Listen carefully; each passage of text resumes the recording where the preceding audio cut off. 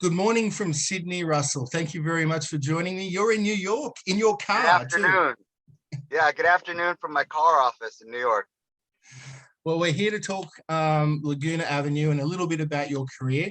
Firstly, it's very interesting to me about this movie because were there permits given, or did someone live in an apartment at Laguna Avenue and that's where it was filmed?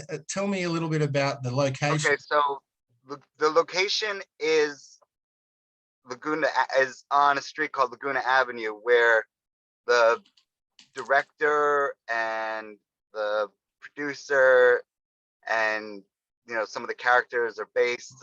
This was like a little community that they all lived. That building was, it's a big house that's broken into several apartments, and they all lived there, and it was like that, this kind of communal living setup that they had. Of course, the story is, something that came out of Paul's imagination, but David Buchanan lived there as well. They were in a band together, so it was that's what it was based on. Yeah, it's a fine line between experimental and independent, this movie. It's very Yeah. frustrating, including your character. But I mean, honestly, it's different. Did you all decide, okay, we're going to go this way, or did the movie evolve into one story and then change to another as you went? Well, I mean, the script was definitely, you know, mental to begin with, Yeah, but there's but also really smart. Paul's, there's a lot of things going on in that, like layers that I probably didn't even understand as an actor. I just kind of grabbed onto the character.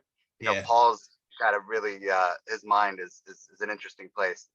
And but they say there's the script that you write, the script that you shoot, and then the or the movie you write, the movie you shoot, and then the movie that you get in the end. And I think there was definitely, there was a lot of running and gunning going on, and a lot of we didn't have a huge budget, we didn't have a lot of time, and we shot it over a month, basically on Fridays, Saturdays, and Sundays, and yeah. so not every scene got the coverage that it probably would have gotten in another scenario. So the movie came out as, this is the movie it was supposed to be, but it definitely wasn't exactly as it was written. That's what you mean. Was it always going to be a cyborg arm, or Yes. was Yeah. there other body parts maybe considered? No, that was it. It was just the cyborg arm and the dildo hands that I fought against. That was in the script. In Okay. fact, Oh, there yeah. was, that scene is probably technically the most expensive scene in the movie, because Sheridan, who I fought with, was involved with this martial arts studio and knew a fight choreographer, and decided to herself pay for that person to train us. So we got like a full on. We had like 3 or 4 sessions with someone who had worked on like the Avengers before they worked on our fight scene. And Wow. so if you notice that fight scene, it's actually not as ridiculous as it is, like me with my cyborg arm fighting her with the dildo hands. It actually was a lot went into that. They sent us something called a Prievus first, which was like, Okay. so the 2 fight choreographers had like water guns as the dildo hands, and another super squirter as the thing, and they were saying the lines and like showing the moves, so we had to watch that before rehearsal. um Well, we won't yeah. give too many spoilers away, but I think we may have either gained a bit more of an audience by dildo hands, or either lost some audience by saying dildo hands. I don't know. Oh, I'm sorry. No, that's fine. No, that's fine. With the cyborg arm, because it's some of it's in the trailer. With the cyborg arm, was it comfortable? Was there durability? Did you wear it around LA? Well, Did you that walk was so around with it? that again, this film was made on a shoestring budget with a lot of favors, and it was a real labor of love. And Yeah. Sarah, who did the special effects, had a friend, I forgot who they are, but they printed that thing on a 3D printer.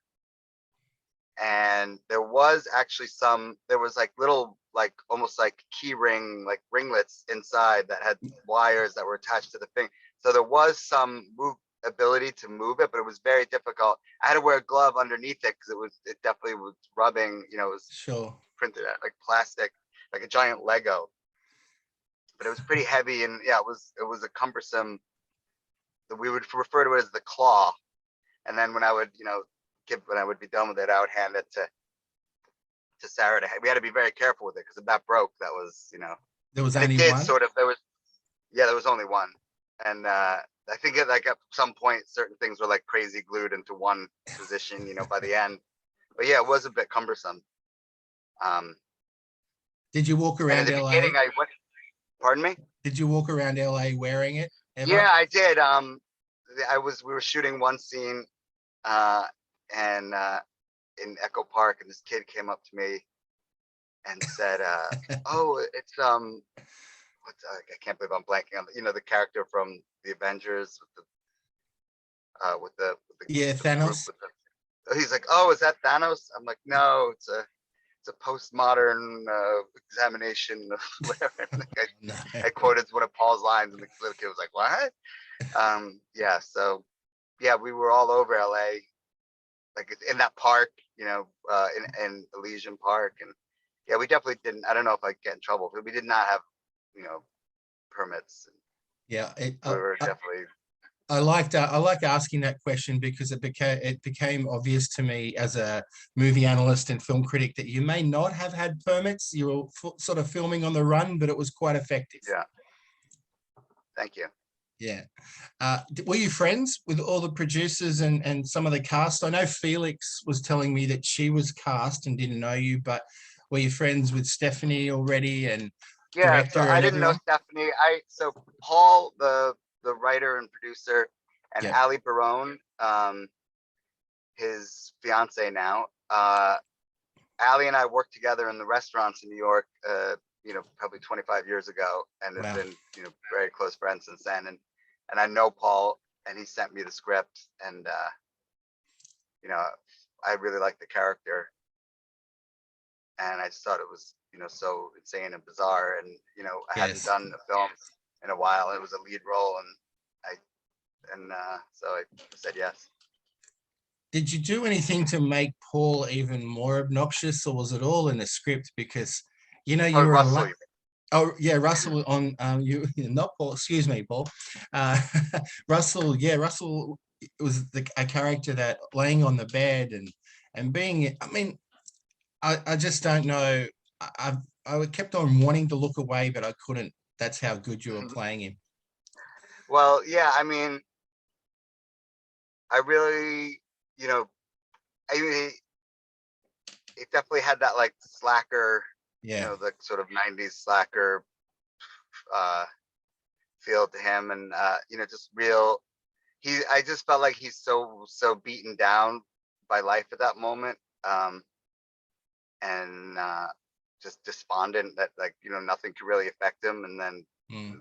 he gets involved in this crazy conspiracy, and then he has that big away, you know, so it gave me a real place to go to with the, Mm. you know, when we got to the awakening, and then he's all, you know, finally excited about something. Yeah. But yeah, I don't know, I just it was partially direction as well, you know, just like I'm like, are you sure I'm not like too much of a slob, or is this too, like, no, it's perfect. Fair enough.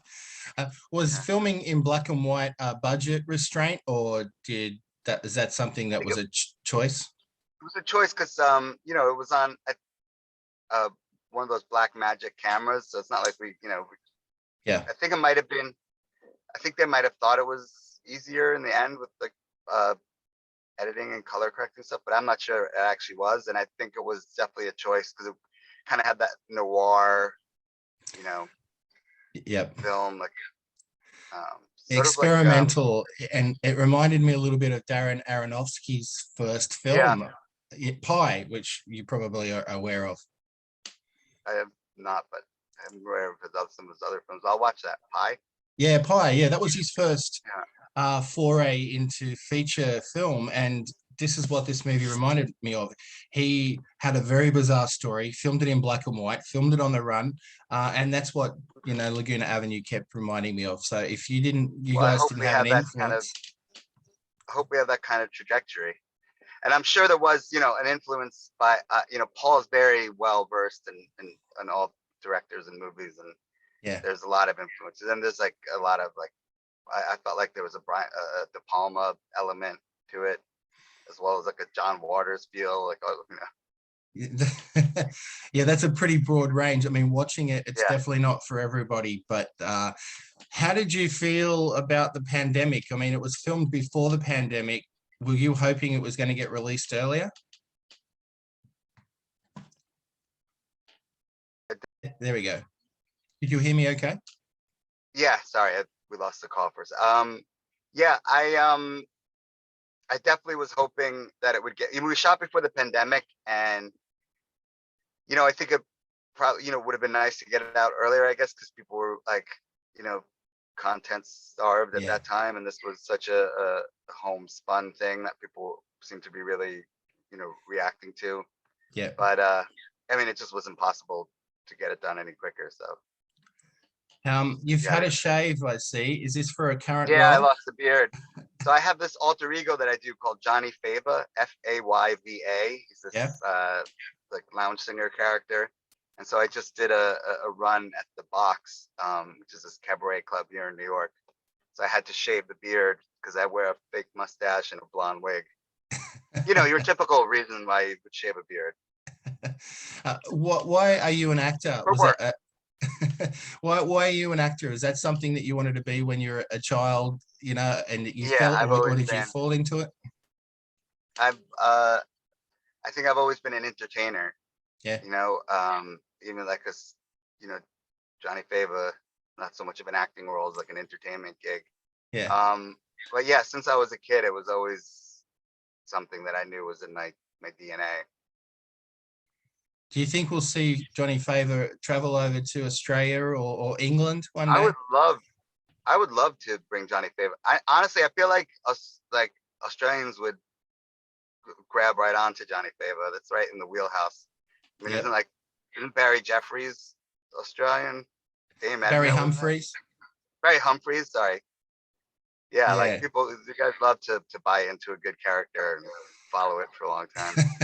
Yeah, Barry Humphries, for people who don't know, Dame Edna Everage, Celeste Patterson, iconic characters that are very funny and worldwide famous, not just Yeah, Australia. yeah. I would love to get Now, over there. I've been around. Ste- I go ahead. no, sorry, Matt, I cut you off. I Go was gonna ahead. say I did this character in London quite a bit. They have Oh, the good. Box over there, and then we did a club in Dubai, and we traveled doing a bunch of shows with Johnny Fava. So I feel like he would definitely do well over there. Now, Check me out, I couldn't, johnnyfava.com. all right. I'll actually put that in our notes so people look up who Johnny Favour is. Tell me a little bit about Stephanie, because, you know, off air, we've had a little bit of banter saying, you know, how wonderful or how not wonderful she is. Tell me about Stephanie. I'm talking to her Stephanie was tomorrow. great. Honestly, it was she's a pro, and you know, it it was great to work with her. Our first scene was the love scene, you know, which was, you know, I guess they do that so that in case there ends up being a bad chemistry between the actors, at least they did that first. It breaks the ice too. Yeah. So we did that, and she is just yeah, she's just a good actress. You know, she was really you could see in the movie, you know, she was very like grounded, great person to have as like the you know, one the main character to go off of like that. And then when we shot those that the the scenes that were in black, well, everything's in black and white, the dream sequence stuff, Yeah. Yep. you know, with the, then she was just like so like good, sexy, and it Yep. really added, you know, that was such a that was another last minute thing that I'm so glad we ended up doing, because it really was a great kind of interstitial thing to have in the movie. And she's, you know, in addition to being beautiful, she was a lot of fun to work with. Yeah, she seems it. Stephanie Brait is who we're talking about for our viewers and listeners, co-star of Russell here. And another co-star who I've already spoken to is Felix. And you have a very interesting and funny scene with her character, Karina. She bursts off the screen, and as soon as you meet her, Russell doesn't know what to do almost. Oh It's a yeah, great moment. yeah, she's good, really good, really funny. The accent, yeah, Yeah. she was. She, It was a great cast of characters. I mean, you know, everyone. It definitely, there was a bigger than life element to that whole scene. mm, Of people who live in that apartment complex, but there was also like I don't know. I feel like nobody like played the joke too hard. They were just like big, it seemed big that way. characters. Yeah. So and even with myself, like that was a big thing for me as an actor for this role was when I read when I read the script, it's so wild. And, Yeah. I tend to lean, when you see Johnny Fava, I tend to lean towards the shtick. You don't know what that is? The schmaltz. And I so got it. it was for me. I was like, oh, I actually have to be like super grounded in this movie and not try to like not go for the crazy and not go for the, and you have Jamie who I played against who is Yes. doing that. He's a bigger than life villain, and it's just like all that against this guy who's just like, literally nothing gets his like pulse raised. Not at all. So it was a lot of fun. Yeah, but I enjoyed working with all those actors. Jamie seems cool. Yeah, Jamie's really cool. He's really cool, and he's talented. He does a lot of other things. He's a cinematographer as well, and he does. He's into VR. He has a whole VR studio. Okay. Are we going to see any more Laguna Avenue prequels or sequels? Well, Paul, I mean, not a direct uh, sequel or prequel, but Paul is definitely writing a bunch. He's writing a bunch of things in that theme. Yep. He's got another one that he's working on now. I don't know if he called. I don't know if you're supposed to talk about what people are up to, but I won't put the titles out. But he's writing definitely like a few other films in that vein. A continuation, maybe, or similar circumstances, Yeah, potentially. I mean, I would love to. I don't know what would be the next, the follow up for that. Us taking over the world. Yeah. London, I think, Sydney. yeah. I mean, listen. I feel like it could also just stand alone as a, that like you were saying before that the movie's not for everyone. I feel like this is the kind of, what I said after this movie was like, this is the kind of movie someone's either gonna watch it and be like, oh my god, yes, or they're just gonna be like, what the fuck, sorry, is this a Fine. cursing platform? Or they're just gonna be like, not for me at all. There's Mm. nobody's gonna sit down and watch this movie and be like, it's pretty good. Like it's just either free. It's like you either love this kind of. It's like such a genre. You like that midnight movie kind of ride, and Yeah. or you're just like, what the hell is going on here? Well, I'll send you a link to my review if you haven't read it already, because I sort of go through all that, exactly what you just said, pretty much. Oh, Um, do you, before we wrap it up, what do you think about the platforms of streaming these days? Because more eyeballs get to see movies. And I think Laguna Avenue would be a film that would probably be more successful on streaming platforms than it would be in a theater, unless you had a midnight crowd. Are you happy yeah. with the way movies are going? Well, I mean, you know, I, I also, as someone who we started before we went on air telling you I have a 3-year-old. I mean, Yeah, as a person who doesn't get to the theater as much anymore, it is nice to have, the sure. access to watch whatever movie I want, either sadly on my phone or on, Don't tell a me TV at that. home. I'm a film critic. I don't want to hear about people watching Lawrence of Arabia on their phone. Yeah, well, no, I kind of save TV shows for my phone. Movies, Kidding. I'm I have the joking. dignity. I'll have the dignity to watch it on the screen. But yeah, I mean, I love the fact that a movie like this, as little as it costs, will definitely hit more eyeballs than it would have if we tried to get people in a movie theater to see it. But I Yeah, think it also has the potential, if it gains traction online, that people will then organize, like a art house movie theater to show a midnight showing. So it might kind of back into being something that gets seen more in the theaters. I went to see a movie the other day and I had to sit through, I would say 35 or 40 minutes of trailers. And I was like, is this what, like, what's the point of going to, I got so upset. I was like, I got myself to the movie theater and then they made me sit through like, basically a half hour of, I mean, it used to be a couple trailers of movies that Yeah. you might want to see. And it was just like, it was almost a joke. It was endless. So that was a little bit upsetting about, but I guess they have to make money too. I don't know. Well, in Australia, I thought it was bad that we have about 20 minutes, maybe 25 minutes sometimes of trailers and ads, but 35, 40 It was minutes. over 30. I looked at my watch. It was over 30 minutes of trailers. Unbelievable. What was the movie you saw anyway? I saw Jackass. Uh, well, that's It got an wasn't really, audience. it wasn't really cinema. I was working at the box and I didn't, my call time was not until 12:30 and I had had dinner with my friend and there was the place right next door and he suggested it.